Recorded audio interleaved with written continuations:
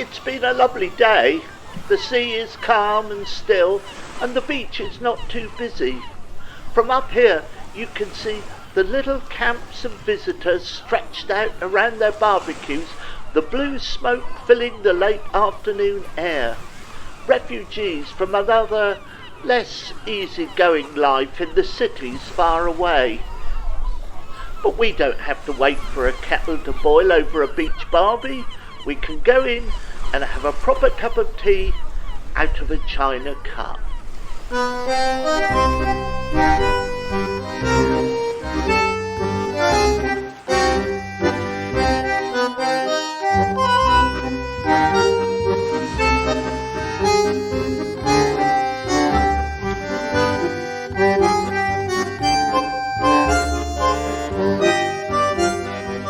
Hello, I'm Peter John Cooper. I've got a story for you today that I've been meaning to write for some time now. Every time I watch the visitors on the beach, well, I hope you get the point. It's called Come On You Kids, Keep Up.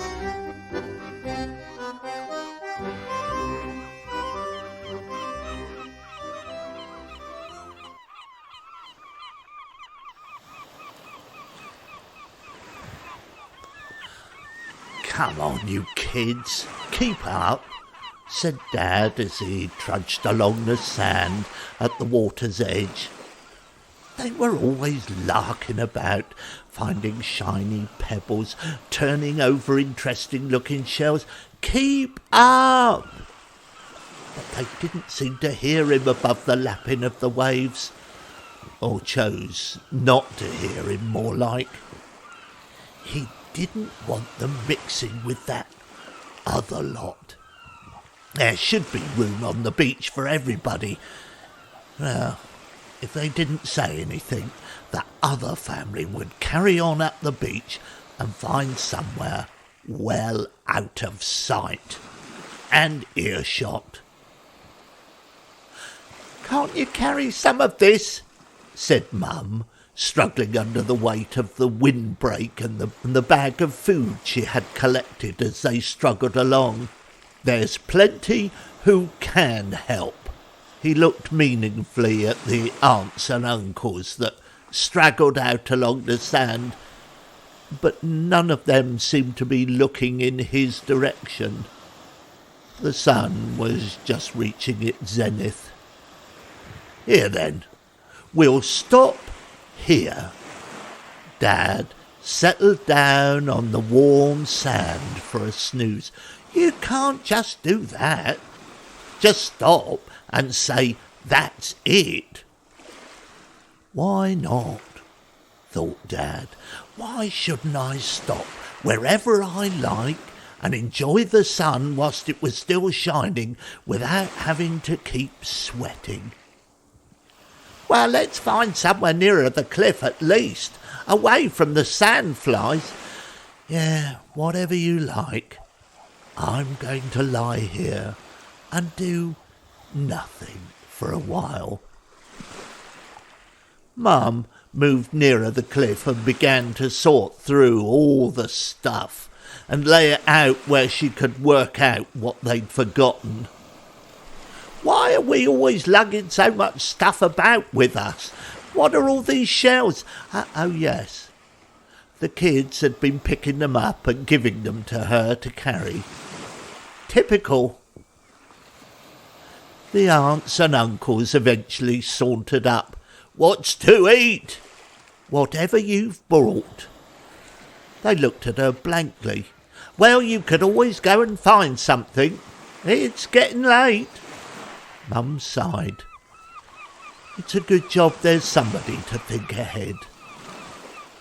The sun was still up and the beach was still warm by the time she'd got a fire going, and a haze of blue smoke trailed out across the sand. Somehow the aunts and uncles had managed to get their beach shelters and windbreaks erected in their usual inept, haphazard way. The kids were still engrossed in something at the tide's edge, their little yelps of excitement filling the late afternoon air. Dad could hear that other lot, the family that had pushed past them as they scrambled down onto the beach, the ones that had straggled along shouting and laughing and chi-hiking about, not going anywhere particular. Life would be, well, quieter without families like that. He had been coming to this beach for years, generations. He remembered as a kid it was all so much quieter then. And now... He closed his eyes and tried to nod off again. He wanted his kids to remember it as he remembered it, without other noisy, rambunctious families making all that din and shouting and laughing. Well, at least he's brought his family up to be quiet and respectful, to say please and thank you. "Look, Dad, can I keep this?" One of the tinies came up holding a big bright shell. Dad couldn't be sure of his or her name. There were so many of them. "Can I keep it?" "Well, it'll end up with your mother having to carry it. She's got enough to do as it is." "Can I, Dad, though? Can I? Well, what do we say when we want something? Please. Dad felt a glow of satisfaction. He had achieved something with this tot at least. "Of course you can." The tot pushed the shell into his hand and ran off. "Good boy," he thought. "At least I have passed something important on to you. Good boy." Yeah, or girl. "It'll have to be those fish that Dad caught earlier," thought Mum as she tried to work out how to stretch the food they had brought. Even if they were a bit on the small side, and probably well past their best in the hot sun. But Dad had wanted to push on. Quite why, she wasn't sure. Why this annual trip along the sand? Habit? Tradition? Laziness? Do what you did last year and the year before? Lack of imagination. But now the fish were browning over the glowing embers. A sweet scent filled the air. She allowed herself a few moments of relaxation. He wasn't such a bad father after all. He might be bad-tempered and difficult at times. He caught fish, though. He trudged along the beach at the head of this small column. He was a man among men, the father of her kids. "I think the baby needs feeding." One of the bigger girls had been in charge of the baby all afternoon and now brought him over. No rest for the wicked, thought Mum. That other lot were still shambling in this direction, getting closer. Yeah, it's a big enough beach. Why did they have to take up so much room? Hurry up, he thought. Let them pass by and disappear off where it was they wanted to go. But, oh no! They were stopping here, right next to them. What on earth? And they were setting up their windbreaks. Dad. What? Mum nodded towards that other lot. What? She hauled herself closer and hissed in his ear. Say something. Eh? She nodded extravagantly. Tell them to clear off. Why? They're not doing any harm. Is that it? What? You're not going to do anything? Well, you tell them if you don't like it. You're the man. Yeah, nonplussed, he went and lay down on the sand again. Tell me when supper's ready. He knew he should say something. There's enough room for everybody, he thought. Yeah. Why here, though? Oh, what a shambolic lot. The adults were waving and shouting something, as if they were long-lost friends. He didn't want friends. Well, certainly not like them. He just wanted a bit of peace and quiet, not all that shouting and waving. And now they were lighting a fire. Not there. Oh, don't light it there. In a minute, their own little camp was enveloped in a cloud of acrid smoke. His eyes began to water.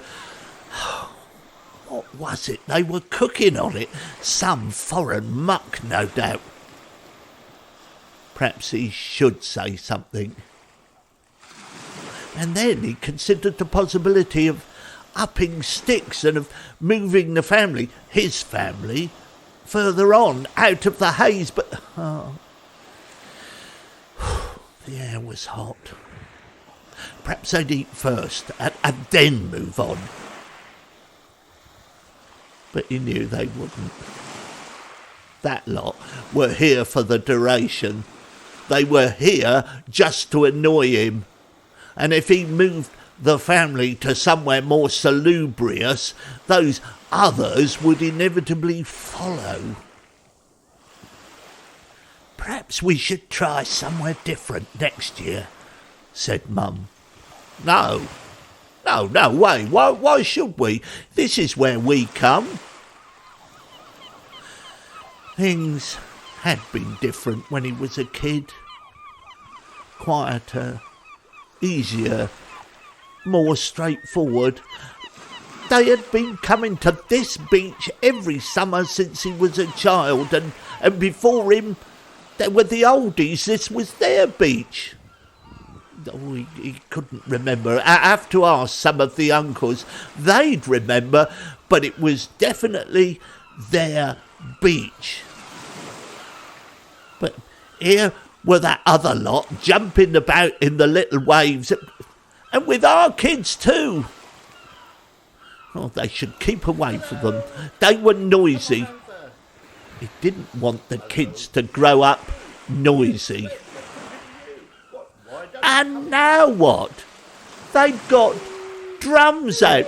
They were playing drums. Oh, this was too much. The last straw. He was going to have to say something. He sat up. Oh, drumming. He glanced up at the sky.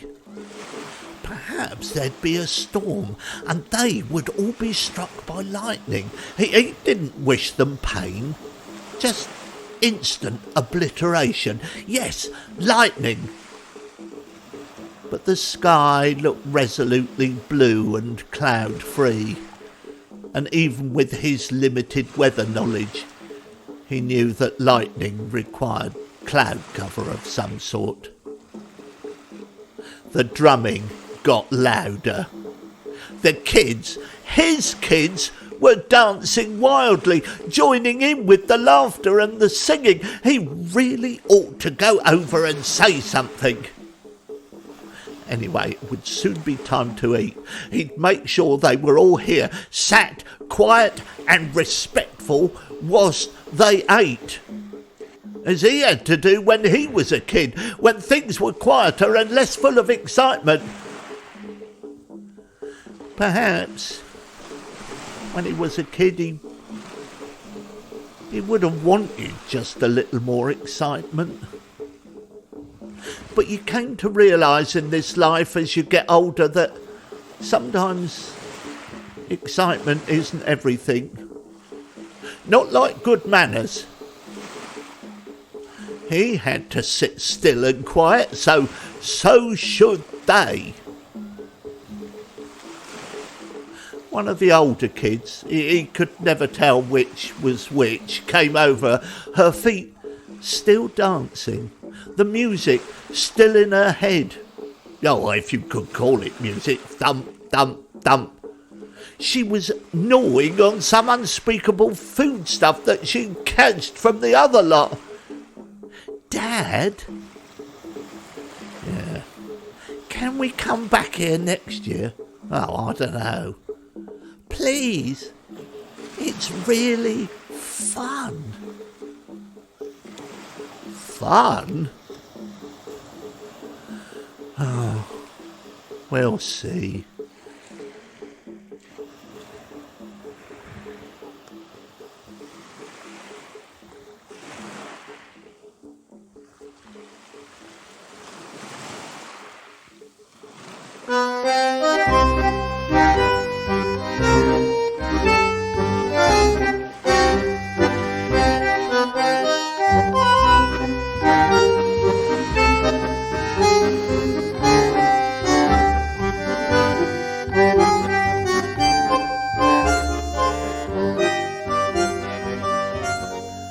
Thank you for listening to that tale from the cliff edge.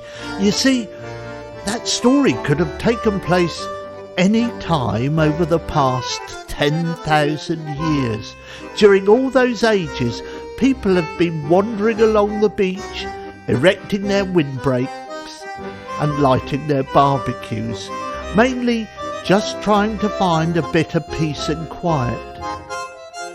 Do you visit the seaside every year? Do you try to find the same spot and get annoyed when people try to take over your particular space? It's all human nature, I guess. See you next week.